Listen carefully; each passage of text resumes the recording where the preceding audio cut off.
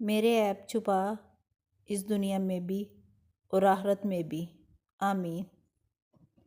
زندگی میں خوشیوں کا دار و مدار اس بات پر ہوتا ہے کہ آپ کتنا اچھا سوچ سکتے ہیں۔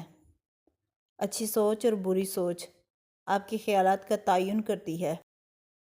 بے شک حالات انسان کے ہاتھ میں نہیں ہیں، لیکن جس کے ہاتھ میں ہے وہ بہت رحیم اور رحمان ہے۔ عطر لگا کر کپڑوں کو مہکانا بڑی بات نہیں، مزہ تو تب ہے کہ کردار سے خوشبو آئے۔ مقدر بدل جائے گا، تم راتوں کو اٹھ کے اللہ سے مانگو تو صحیح۔ سب کہنے کی باتیں ہیں، کوئی کسی کا درد نہیں سمجھتا سوائے اللہ کے۔ ایک شخص نے مولا علی سے کہا، یا علی، اللہ سے دعا کس طرح مانگنی چاہیے؟ مولا علی نے فرمایا، اس چھوٹے بچے کی طرح جسے کچھ بھی چاہیے ہو، وہ فقط روتا ہے، کچھ بولتا بھی نہیں، مگر اس کی ماں سمجھ جاتی ہے کہ بچے کو کیا چاہیے، اور اللہ تو اپنے بندے سے ماں سے 70 گنا زیادہ محبت کرتا ہے۔ آج کا انسان اپنے دکھ سے نہیں، دوسروں کے سکھ سے دکھی ہوتا ہے۔ لوگوں کی باتوں پر دھیان دینا چھوڑ دیں، عزت اور رزق اللہ دیتا ہے، لوگ نہیں۔ خونی رشتے توڑ کر انسان جوانی تو گزار سکتا ہے، مگر بڑھاپا نہیں۔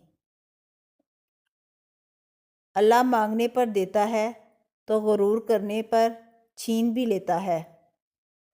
لوگ پیار کے لیے ہوتے ہیں اور چیزیں استعمال کے لیے۔ بات تب بگڑتی ہے جب چیزوں سے پیار کیا جائے اور لوگوں کو استعمال کیا جائے۔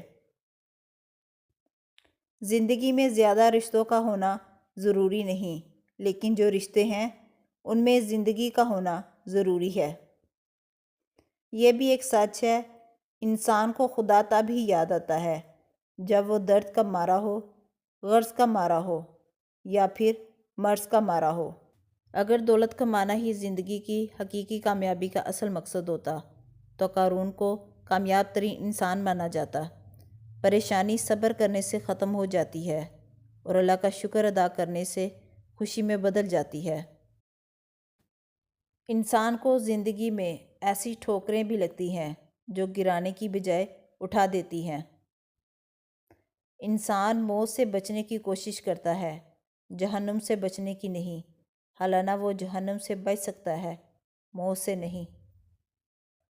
برداشت بزدلی نہیں، بلکہ زندگی کا اہم اصول ہے۔ جس دل میں قوت برداشت ہو وہ کبھی ہار نہیں سکتا۔